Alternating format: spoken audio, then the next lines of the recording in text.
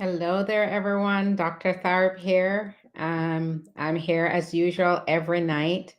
I am on a mission to help those out there who are really driven to reverse prediabetes and type 2 diabetes naturally. And, most people I talk to, most people who I work with, their mission is to reverse diabetes to number one, avoid complications, and number two, to avoid being on medications. Because we all know one medication leads to another medication that leads to another medication. So I decided I wanted to go on that mission to empower people in general, but especially women who look just like me, to turn those numbers around. It is really critical. Your anxiety is not unwarranted. Your anxiety about having high blood sugars, about having pre-diabetes or type 2 diabetes is valid. And the reason is type 2 diabetes has such a huge impact on life, on the body functions. And ultimately, when type 2 diabetes is lingers for long time, when it's chronic, then it starts to destroy your organs within your body, and it's very far reaching. It touches every single organ within your body and damages every single organ in your body. And so, the fact that you're anxious about reversing it, you're anxious about your blood sugars, again, is perfectly warranted. But what's most important is taking the right action to reverse your numbers, to get things controlled, to act early. I thought tonight would be a perfect opportunity. I'm a physician. I am focused on preventative medicine, but I'm also a hospital doctor. And so in the hospital setting, I see people all the time who are battling significant complications of type 2 diabetes. And I thought it was important for us to discuss tonight exactly what happens when someone is struggling with diabetes for the long term, and ultimately what can happen down the line if you don't take action. Not only am I a physician who sees firsthand the complications that this horrible disease has on people from day to day, but I have watched this ravage, people within my own family. I've watched type 2 diabetes ravage my grandmother, who ultimately passed away from a stroke. But we know that type 2 diabetes is highly associated with cardiovascular, so heart complications, and brain complications, so strokes. So, I can speak from both perspectives. I, as a doctor, struggled with insulin resistance myself, and I saw myself going down that path that both my grandmothers went down, that both my grandfathers went down. And so I saw myself going down that same path, insulin resistant, and realized I had to act early. And I always say, as a physician, ignorant ignorance for me, I don't have the luxury of ignorance, right? I see what diabetes does every day to people around me. So when I saw myself going down that path, I knew I had to act. And so that's what inspired me now to motivate others and to help that you understand you don't have to settle for living with type 2 diabetes. It's something that is reversible. So if you've got the impression that your blood sugars are high, your A1C is high, and you have to be on medication, then I'm here to break that myth. Okay, I'm here to help you to debunk that myth, to help you understand that if you take aggressive action and if you take the right actions, then you can beat it, you can reverse it, and you can reverse it naturally. So I want to tonight dedicate tonight's discussion to the complications that can occur as a result of long-standing type 2 diabetes. So as a hospital doctor, what do I see day to day? I see strokes every day. I see heart attacks every day. I see significant infections from type 2 diabetes every day. and I see kidney failure every day from type 2 diabetes. So that's why it's important to act early. So when your doctor tells you that your blood sugars are high or your A1C is slightly high, and let's just keep an eye on it, maybe eat better, and they give you 3 months to fix your numbers. Really, that is the time to actually take it really important. That's your biggest window of opportunity to address it early. If you have an A1C, a hemoglobin A1C is a measure of diabetes within over the last 3 months. It's an average of your blood sugars. So if your A1C, for example, is 7, then it means your blood sugars are running well above that 100 mark. It's running in the 150s. So you're at that point in the diabetic range. So any number above 6.5, hemoglobin A1C above 6.5 is diabetic. So if you're hovering 6.4, 6.3, 6.2, you are very, very close to that diabetic number. The number that you want to be at is non-diabetic, and that number is less than 5.6. Anything between 5.7 and 6.4 is pre-diabetic. Once you're hearing that you're pre-diabetic, again, alarm bells should be going off and it's time to act aggressively. So the first complication that I think is important to talk about is neuropathy. Very common among people who have chronically or long-standing high blood sugars. Blood sugars, when the blood sugars are very high, it poisons the nerve endings. And those nerve endings, those very small nerve endings, lie in the fingers and the feet. So it damages those nerves in those areas. And so that's why many people will actually complain about numbness and tingling in their hands and feet. So high blood sugar poisons those nerve endings and cause those nerve endings to die. Now, another thing that many people don't realize is once you start to develop nerve damage, it's irreversible. So that is why if you're experiencing that, the goal, at that point is very difficult. You cannot reverse it actually. So it's all about trying to treat it. And if you're someone who is struggling with neuropathy, then you're probably on a medicine called gabapentin, or you've been offered gabapentin. And so there you go, right? You're a diabetic, you're probably on diabetic medications, and now you're having a complication, neuropathy, and here comes another medication, right? So this is where you start to get the medication stacked on medication, right? One issue leads to another. So neuropathy is irreversible. If you're having numbness and tingling, alarm bells should be going off because it means your blood sugars are now killing the nerve endings. And very likely, if you're at the stage of having neuropathy, it means there's other organs within your body that are suffering as well. Now, the other thing with neuropathy is that it impairs our ability to feel.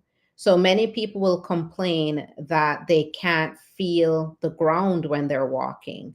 And so as a result, you're prone to injury on the feet. You can't feel when you get an injury. So if you get a cut, if something if something gets stuck in your foot, or you get cut, that can get worse because you don't know it's there. Okay, your feet are so numb, you don't know it's there, and that's where you then develop even further complications. And some people here might have family members who have gone through this, loved ones who have gone through this. Maybe you had a parent or parents who experienced these complications.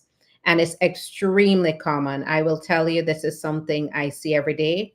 I just left the hospital, and right now I'm caring for two people who are actually facing amputation as a result of having severe wounds on their feet that they did not realize they had. And that was all because of diabetes, type 2 diabetes.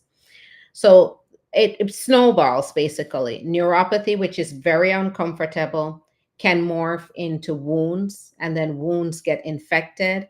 And then the wounds get bigger and bigger, the infection gets bigger and bigger. And really, the only way to control that infection spreading is amputation. And so, the scary thing about this is not one or two people. This is not happening, every so often. This, again, is something I see every day. And because diabetes, there's an epidemic of type 2 diabetes right now. What we find is it's becoming alarmingly high. The rate of amputations and wounds as a result of type 2 diabetes is becoming alarmingly high. And so I've had my share of discussions with people in the hospital about having to lose a foot, a leg, and so I got tired of having those discussions. So that's why I want to raise alarm bells early. So you understand that, okay, I'm fine. My blood sugars, my doctor is telling me I'm pre-diabetic, but, I'm not feeling symptoms. So I'm okay. I'm functioning just fine. But as a doctor who works in the hospital setting, I can tell you that life changes in an instant. People come in, they're working, they're trying to make a living, they're relying on having their limbs intact because their job might be very physical. And then life changes in an instant because the diabetes did its damage.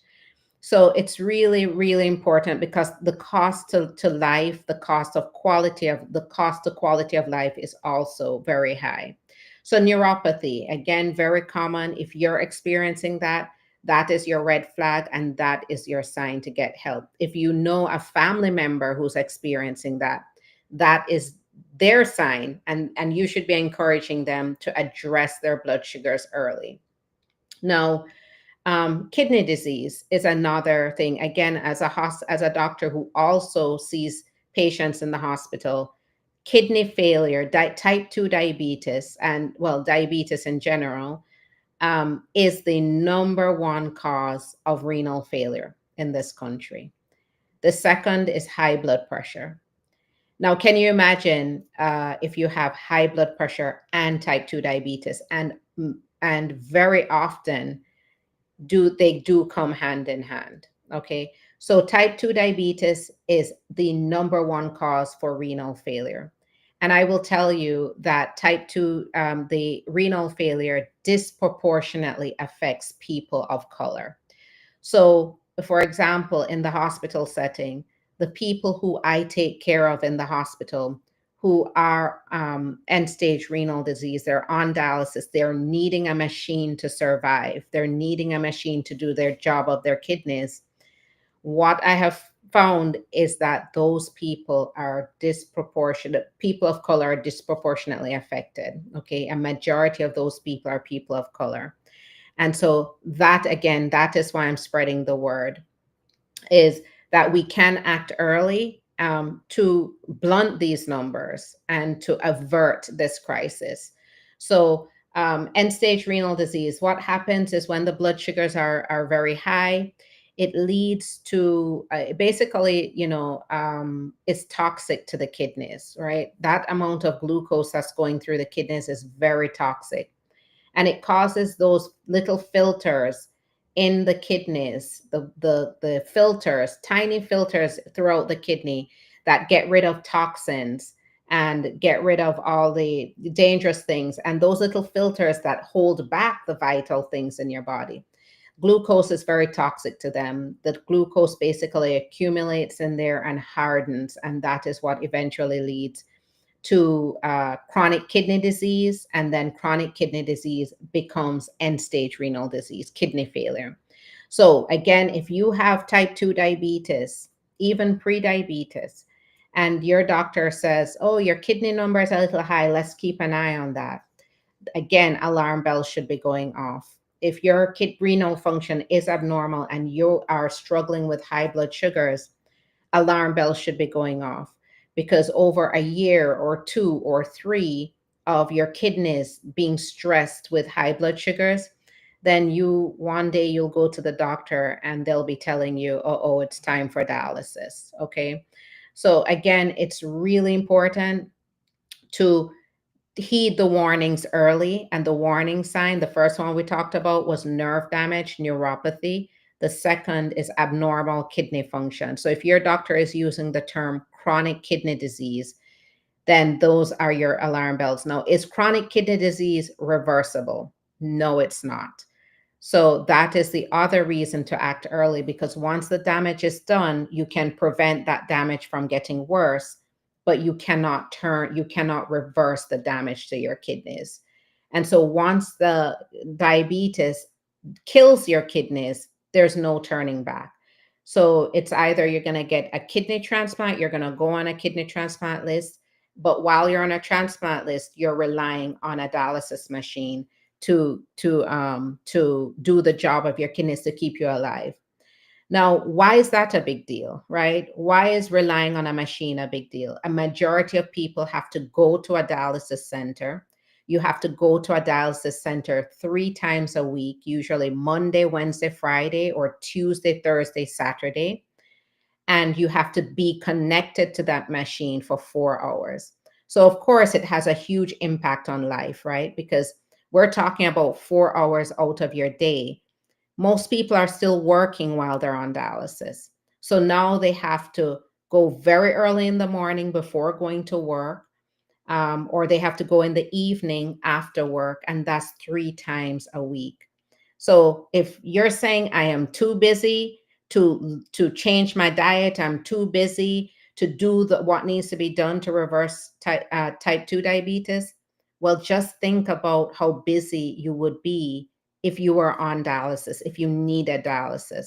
So again, yes, you might be asymptomatic, you might not be having any issues right now, but issues do start to happen the longer the glucose is poisoning your kidneys.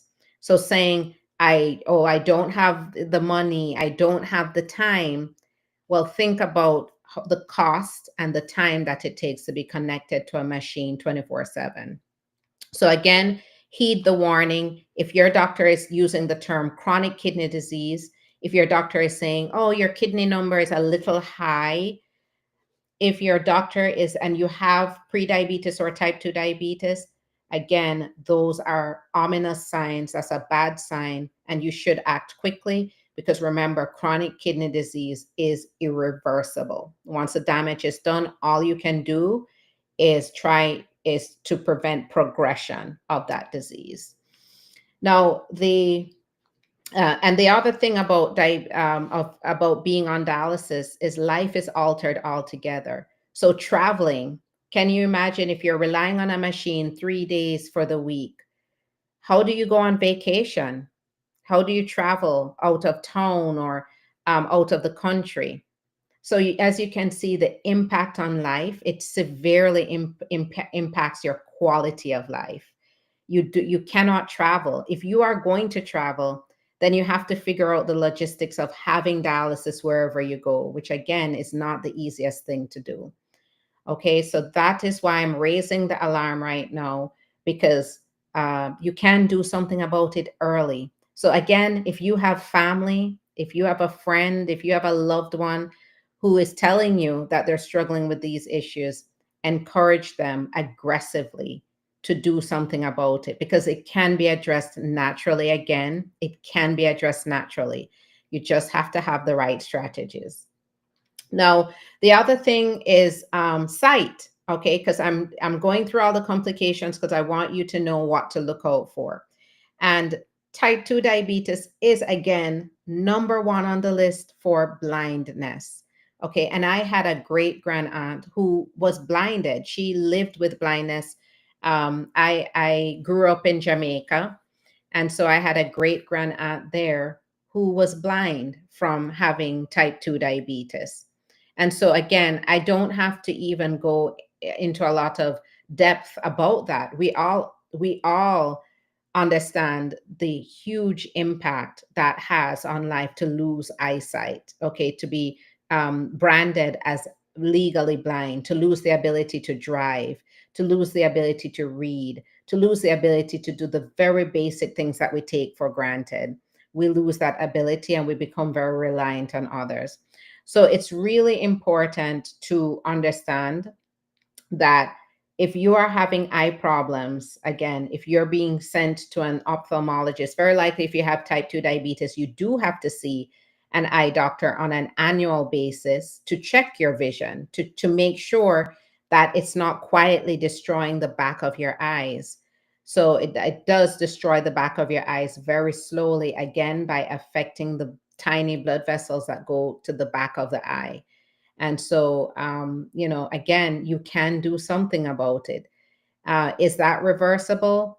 Not necessarily. Okay, once the damage is very advanced, it's very difficult to turn that back. There are certain things ophthalmologists can probably do to help with vision. Some people get injections in the eye to slow down progression, but really the ultimate way is to address your nutrition, to address your physical activity, okay, and to have the right strategy. And if you're doing that, number one, you will never need to be on medications, but number two, you will never face the complications that having high blood sugar they can do. You'll never face those complications of having chronically high blood sugars. Now, let's talk about heart disease. Heart disease and stroke. So, again, having type 2 diabetes accelerates these diseases. So, many people who have type 2 diabetes are struggling with high blood pressure, but are struggling with also high cholesterol. So, many people who are on that metformin are also starting that Lipitor, or they're starting atorvastatin. So, you're on something for cholesterol. And so, unfortunately, what we find is insulin resistance is closely associated with dyslipidemia, the disorder of cholesterol. And so that is why, as your type 2 diabetes gets worse, so does your cholesterol levels. And so what happens when you develop very high cholesterol is it starts to accumulate in your blood vessels. And having type 2 diabetes and insulin resistance accelerates that process. And so when the cholesterol builds up, the plaque builds up in the blood vessels of the heart, accelerated by type 2 diabetes, then that is where you end up with a heart attack, or can end up with a heart attack. Some people don't actually develop heart attacks, but from surveillance, from monitoring on with the doctor, they refer you to a cardiologist who puts a stent in the heart. Again, some of you might know someone who has stents in the heart. So it's, again, really important. If you have type 2 diabetes and you're being told about high cholesterol, then you're high risk for developing heart disease. The same applies for the brain. So again, the having high blood sugars and high cholesterol leads to accumulation of plaque in the blood vessels of the brain, in the blood vessels of the neck.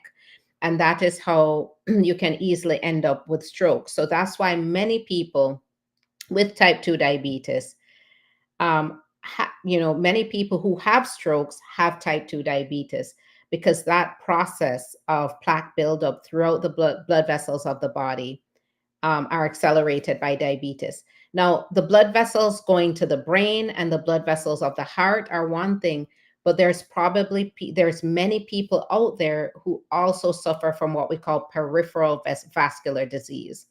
And that is where the blood vessels that go to the legs are severe. The plaque builds up so severely that it blocks blood flow to the feet. And again, that is the perfect storm for developing wounds on the feet and ultimately ending up with amputation.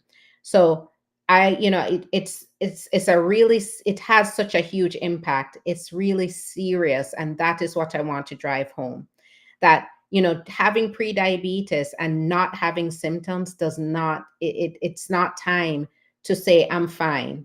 I can work just fine. It's not affecting my work. It's not affecting the way I'm feeling. So it's not a big deal. It does become a big deal. So again, it affects every part of the body. Every organ in the body is affected. For example, the liver, which we know detoxifies our bodies, the liver plays such a critical role to our bodies, and we build up fat within our liver. And type 2 diabetes, again, is another risk factor. So we've been hearing more and more about fatty liver disease. And again, there is an association between having type 2 diabetes and fatty liver disease.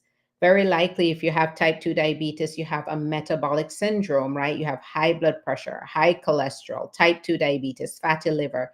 So now you have that perfect storm for developing heart disease, stroke, circulation issues to your legs.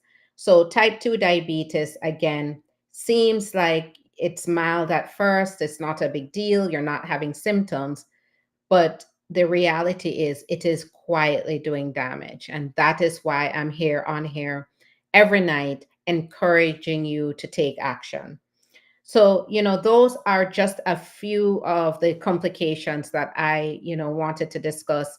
Other complications that you can find is a frequent urinary tract infections, because the glucose goes into the urine and promotes a lot of bacterial growth within the bladder, because glucose is going to attract bacteria. And that is why many people with type 2 diabetes can suffer from frequent UTIs.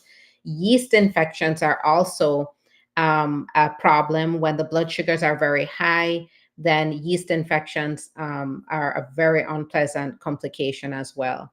Um, Now, when you initially develop type 2 diabetes, or if you're questioning that you could have it, or if you've been told you have pre-diabetes but you haven't been checked for a while, some signs that your numbers are getting worse. There's three common symptoms to look out for. It's being very thirsty all the time. So you're drinking and you're drinking water, and you have a thirst that just can't be quenched. You're drinking so much that you end up peeing a lot. So you end up peeing a lot. You're drinking so much, you're just constantly peeing. Your body is really trying to get that glucose out of your system. Your body is trying to rebalance it. So that is a sign that your blood sugars are very high when you're drinking a lot, insatiable thirst, and then when you're peeing a lot. And then the third is when you're having a lot, when you're eating a lot, when you're craving a lot, then that can be a sign of high blood sugars. So if you're questioning again where you're not testing your blood sugars regularly, you were told maybe in the past you're pre-diabetic, or maybe you were told you were type 2 diabetic and you decided against starting metformin, then that is a sign that your blood sugars are very high. And I would encourage you to see your doctor immediately to see where you are, to know where you are. Now, a majority of the people who I talk to are coming to me because they're looking for a different way. Okay. They had that discussion with their doctor. Their doctor said, look, you're pre-diabetic, or you're diabetic, and it's time to start medications. And the most common medications that started is metformin. And so a lot of the people I work with are determined not to be on medication. So they're determined to do it the natural way. And there is a natural way. And so that is the program and the initiative that I offer. It's called the Reverse Her Challenge and the Reverse Now Challenge. Reverse now means now. Take action now. Don't wait. So a lot of the people come to me, they want to avoid medications. I will say, if you want to avoid being on medications, then you should not be on medications if you don't plan to take action. Okay. If you want to avoid medications, you should be taking action, and you should have the right strategy, because you don't want to waste time Googling and doing things that you don't know works for sure. You want to have the right strategy that's going to work, because again, time is of the essence. So if you're trying to do it on your own, you're not sure what to do, you don't have the right strategy, you can get into trouble that way. So if you are adamant that don't want to be on medications, then it's important you have the right strategy. And that is the whole reason that I started the Reverse Her initiative and the Reverse Now initiative. Because again, as a hospital doctor, I saw end stage diabetes, basically. I see all the complications of diabetes. And what I realized about everyone who I was taking care of is that every one of them had an opportunity, but they either didn't know it or they didn't have the support through it.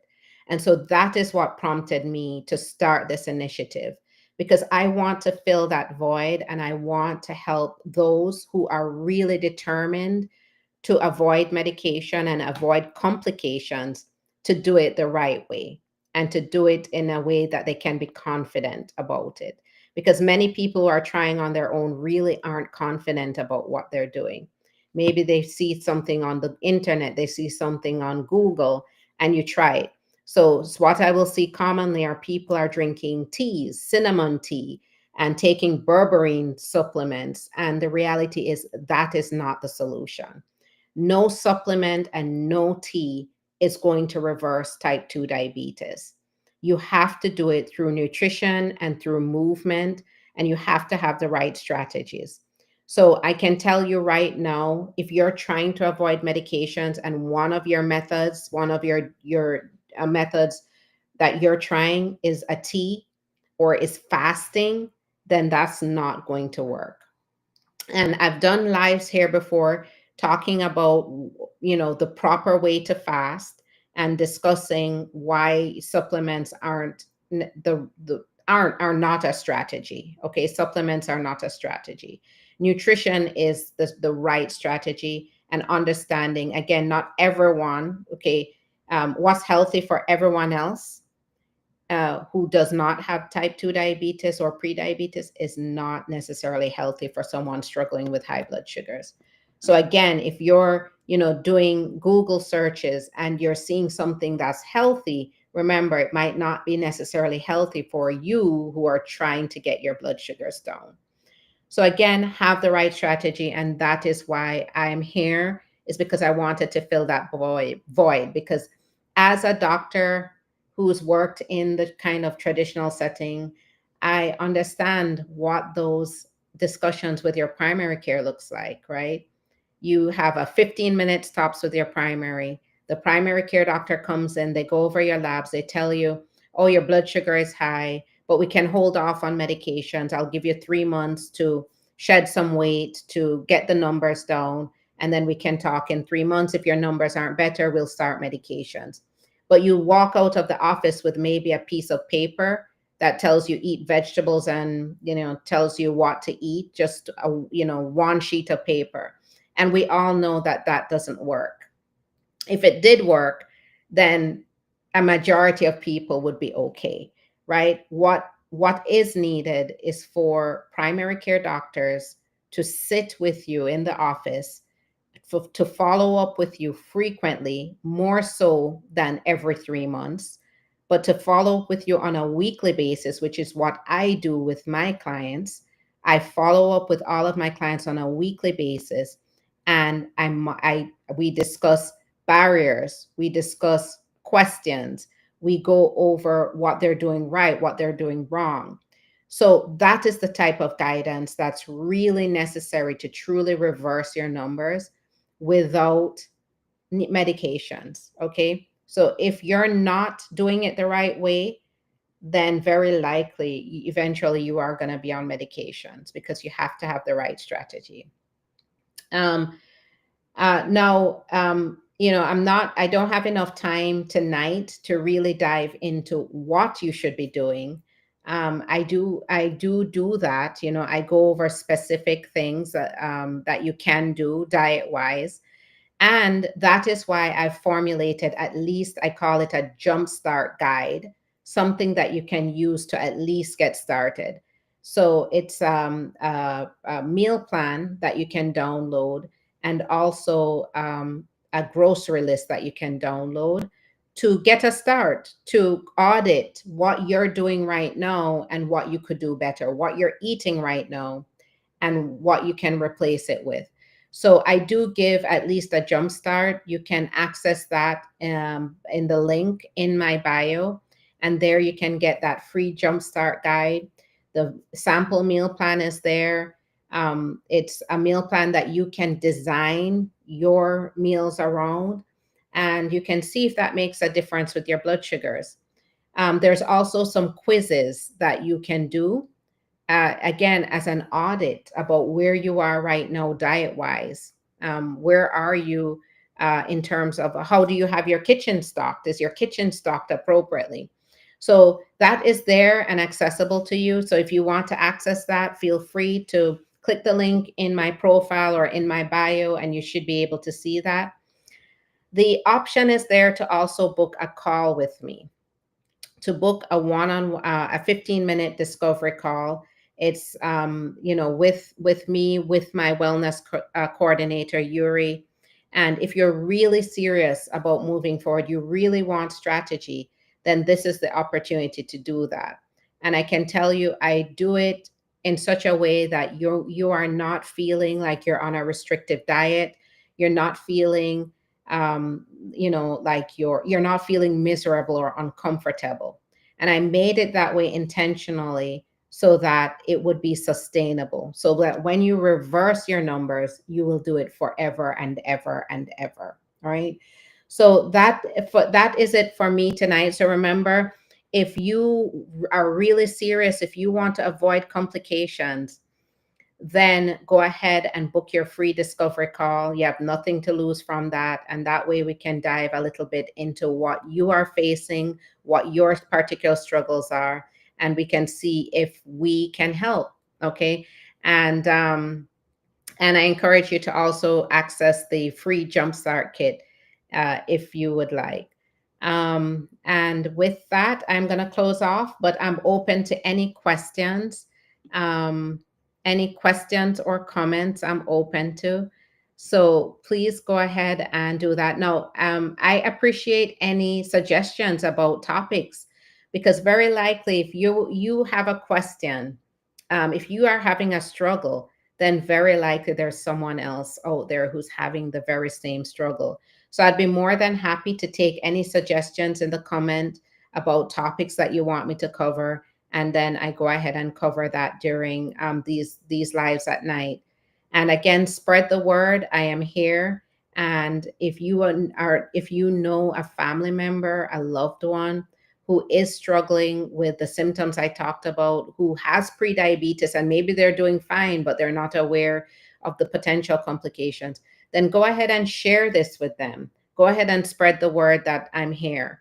Because again, I want this to be a movement. I want this to be a movement, one person at a time. So with that, I will close off if there's no comments, and I will see you again hopefully tomorrow night when I'll probably dive into what we can do nutrition wise. I'll probably dive into some pointers that you can implement into lifestyle about how you can reverse your numbers through diet. All right, with that, have a good night, everyone.